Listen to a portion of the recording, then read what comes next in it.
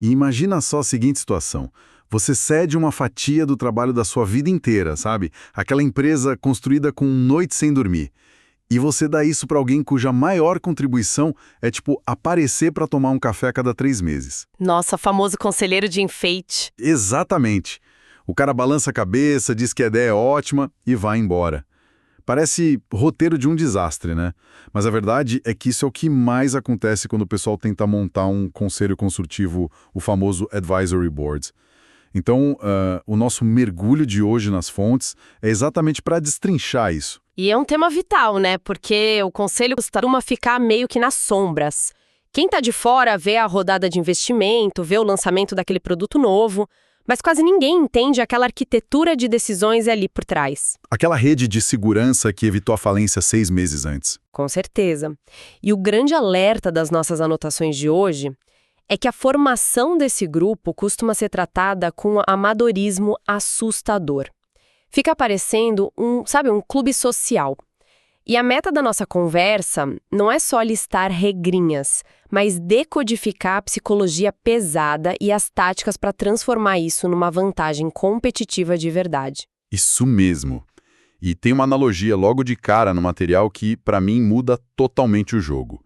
A fonte diz que montar o conselho tem que ser tratado com a mesma obsessão de um lançamento de produto. Perfeito. Porque, pensa bem, num lançamento ninguém acorda, empacota qualquer coisa e joga no mercado. Tem pesquisa, mapeamento de dor, teste de estresse, mas na hora de buscar um conselheiro, o que a galera faz?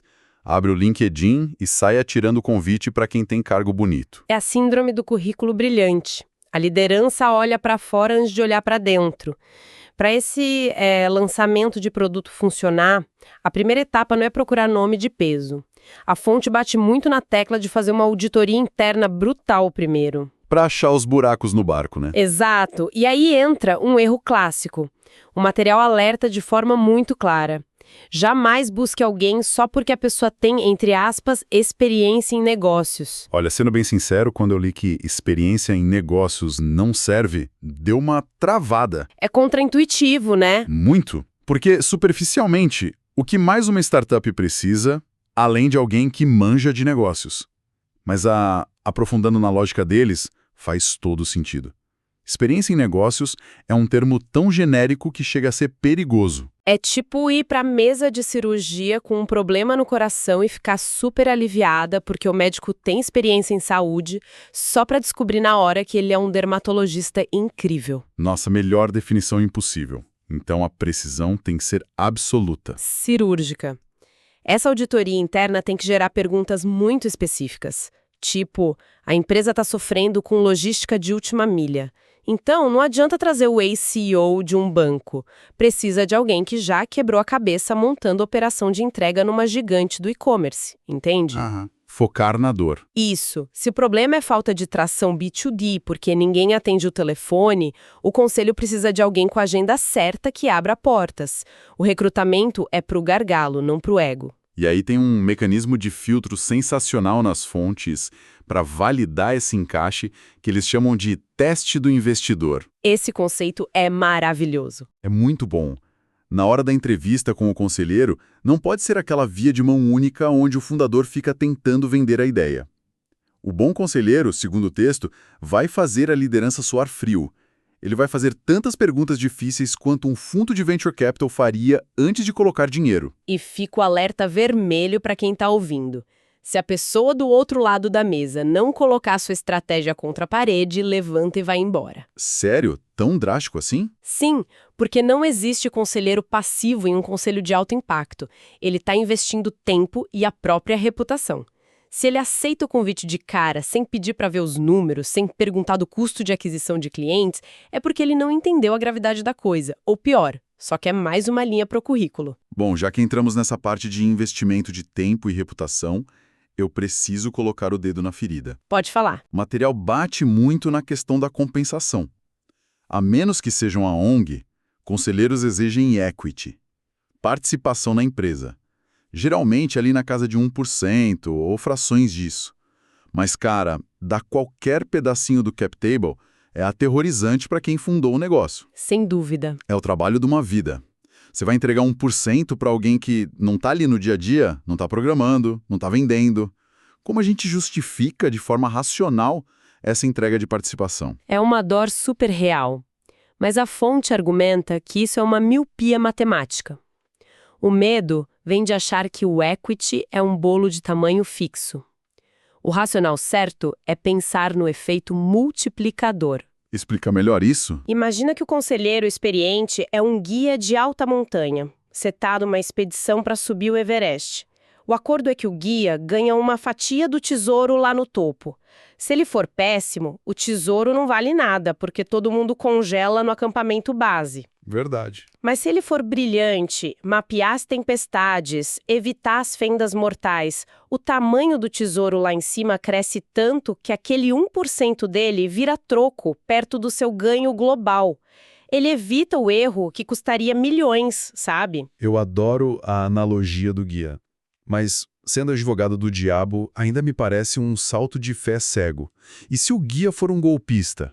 E se na entrevista ele for genial, mas depois que as ações caem na conta, o cara simplesmente some? Aí seria roleta russa mesmo. Pois é, não é arriscado demais? Seria se as regras fossem mal feitas. É por isso que as fontes são categóricas. Todo acordo de equity tem que ter mecanismos de proteção. O erro fatal é transferir as ações de uma vez só. Tem que ter um cronograma de vesting com um cliff muito bem definido. Vamos detalhar esse mecanismo para o pessoal, porque acho que isso muda o jogo. Claro! Imagina que o acordo é de 1% com vesting de 2 anos e um cliff de 3 meses. Certo. Isso significa que nos primeiros 90 dias o conselheiro não ganha absolutamente nada. 0 ações. Esse é o período de teste de estresse real. Entendi. É uma janela de segurança? Exatamente. Se o cara não atende ligação, não abre as portas que prometeu, não traz valor, a empresa corta a relação ali mesmo, antes dos 3 meses. 0 impacto no contrato social, 0 ressentimento.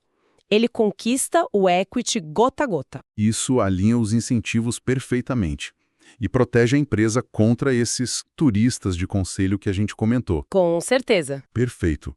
Com a segurança contratual resolvida, a gente entra na seleção de fato. E aqui tem uma regra do material que é quase um mandamento. Conselho não é trabalho em grupo de faculdade. O aviso é super explícito para deixar colegas de turma e irmãos mais velhos de fora. E essa regra mexe na nossa necessidade de conforto psicológico. Empreender é um negócio solitário, muito assustador. O instinto natural é buscar gente que vibra na nossa frequência. Os amigos que concordam com tudo, né? Isso. Mas o conselho não existe para dar conforto. Ele existe para dar choque de realidade. A função é fazer a empresa pular os erros dolorosos. E o colega de classe, por mais genial que seja, geralmente está na mesma névoa de inexperiência que você. Mas espera aí. Deixa eu desafiar isso de forma prática. Imagina que o fundador tem um irmão mais velho, que é literalmente um gênio do setor. Tá. O cara já liderou 2 startups gigantes, tem a agenda telefônica perfeita. Eu vou ignorar esse talento puro só porque a gente divide o mesmo sobrenome. O talento pode ser incrível, mas a física dessa relação está comprometida desde o primeiro dia. O problema de trazer família ou amigo muito íntimo não é a falta de competência, é a falta daquela franqueza implacável. O radical candor. A dificuldade de dar bronca. Totalmente. Quando as coisas dão errado, e elas sempre dão, a liderança tem que ter a frieza de olhar no olho do conselheiro e cobrar resultado. Ou até demitir o cara. Nossa, é verdade. Imagina demitir seu próprio irmão do conselho e depois sentar do lado dele na ceia de Natal. A bagagem emocional cria um campo minado. O conselho perde objetividade e as decisões viram política, não estratégia. O preço da paz familiar sai bem caro no fim das contas. Faz muito sentido. E essa necessidade de franqueza brutal nos leva à característica que o texto mais exige de um candidato: a busca pelo anti-yes man. O anti-yes man é fundamental. Aquela pessoa com confiança e independência para discordar frontalmente da liderança, sem medo de retaliação. Pensa naquela dinâmica de equity que a gente acabou de falar. No momento em que começa o vesting, esse conselheiro vira um sócio. Ele não é um funcionário que precisa concordar com o chefe para proteger o emprego. Aham, ele tem pele em jogo. Exato. Quem está na cadeira de liderança já vive cercado de gente que filtra as más notícias. O anti-yes-man é o conselheiro que tem a segurança para dar um soco na mesa e falar: olha, vocês estão alucinando com essa estratégia, o caixa vai acabar em 3 meses. A teoria é linda, mas na prática, na hora da entrevista, como eu descubro se a pessoa é um anti-yes-man de verdade ou se está só fazendo um charme corporativo para parecer durão? As fontes sugerem uma tática genial. Durante a entrevista, apresente intencionalmente uma premissa falha. Jogar uma isca? Uma isca. Quem lidera a empresa joga na mesa uma ideia de expansão que é obviamente ruim, ou uma métrica distorcida, e observa a reação. Se o candidato começar a elogiar a visão arrojada ou tentar construir em cima do erro, Pode encerrar a entrevista. e encerra na hora. O verdadeiro conselheiro de impacto vai franzir a testa no mesmo segundo. Ele vai interromper o raciocínio e dissecar por que aquilo é uma péssima ideia. Ele não tem paciência para polidez quando o dinheiro e o tempo dele estão em jogo. Cara, é um teste de estresse ao vivo. Muito bom. E falando em tempo e dinheiro, tem mais um pilar na hora de bater o martelo. A batalha entre paixão e dinheiro. A motivação do conselheiro não pode ser só o retorno financeiro. Tem que ter um entusiasmo real pelo problema que a startup está resolvendo. Porque essa paixão é a única blindagem contra a volatilidade. Construir algo do zero envolve passar pelo que o pessoal chama de vale da morte, né? Aqueles meses que nada dá certo. Pois é, o dinheiro encurta, as ações parecem que não valem nada. Se o conselheiro entrou só para fazer um dinheiro rápido lá na frente, é nessa hora que ele abandona o barco. Ele para de responder o WhatsApp. Completamente. Vai focar numa outra startup da carteira dele que pareça mais promissora. O que segura uma mente brilhante nos momentos sombrios é a crença intelectual profunda na sua solução. A paixão pelo problema é o único ativo que não perde valor quando o caixa está zerado. O que nos leva para a fase de gestão. Porque as fontes destacam um erro crasso aqui. Montar o conselho, assinar o vesting, achar o cara apaixonado, isso não é a linha de chegada, é só a largada. Com certeza. E a analogia que me veio lendo o material é a da academia. É como pagar uma mensalidade caríssima numa academia de elite, não importa se tem aparelho de ponta e um atleta olímpico de personal trainer. Se você não for lá de tênis e pedir para o instrutor montar seu treino, você não vai crescer. O conselheiro é o equipamento, você tem que ativá-lo. E a síndrome do medo de incomodar é o que mais destrói conselhos brilhantes. Tem uma dinâmica de poder muito doida. O fundador sabe que o conselheiro é ocupado, tem outras empresas, família. Aí ele fica reativo, esperando a genialidade cair do céu. Esperando o cara ligar.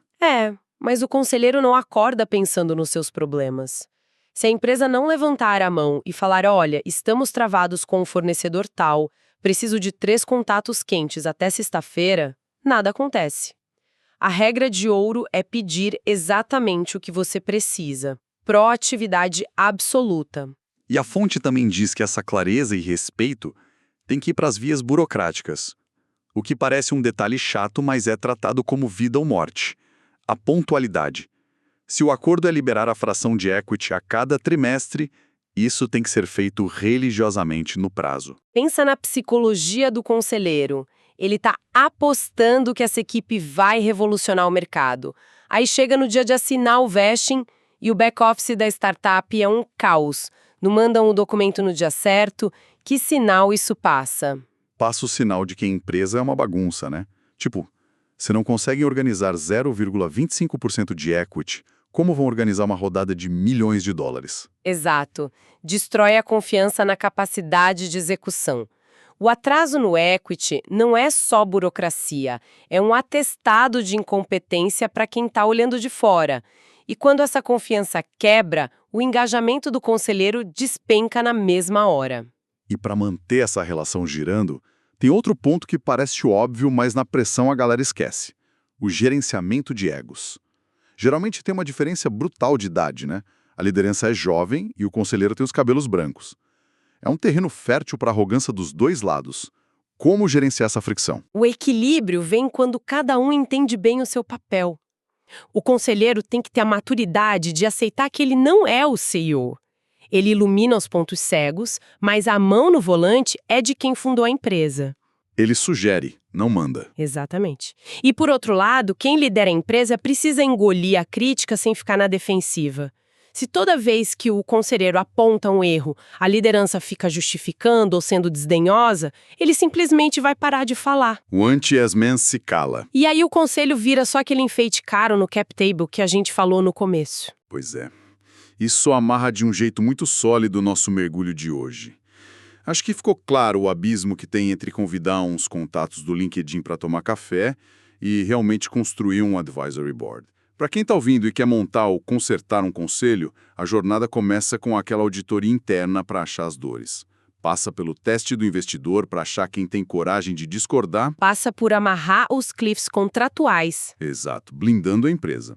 E culmina nessa gestão agressiva, de pedir ajuda com clareza e pontualidade. É transformar a esperança em estratégia. Sabe, deixar de só torcer para as pessoas ajudarem e passar a operar um sistema que force essa inteligência a gerar resultado. E olha, para não deixar o pessoal muito relaxado no final, tem um último pensamento que ficou martelando na minha cabeça com as fontes. Lá vem. A gente falou que a verdadeira cola que prende o conselheiro brilhante no Vale da Morte é a paixão pela solução, o entusiasmo pela ideia original. Mas quem vive o mundo real dos negócios sabe que quase nenhum plano sobrevive ao campo de batalha. As empresas erram, testam e pivotam. Elas mudam o público, mudam o produto, às vezes mudam completamente o problema. Totalmente comum. Então fica a provocação. Se a devoção intelectual pela ideia inicial era o que prendia o talento do cara, o que acontece quando a rota muda tão drasticamente que aquela ideia original não existe mais? Como você mantém a chama acesa de um especialista apaixonado por um barco que, no meio do oceano, decidiu virar um avião? Fica aí o desafio para quem está com a mão na massa pensar. É um senhor desafio, com certeza. Um grande abraço para quem acompanhou a nossa análise de hoje e até a próxima exploração.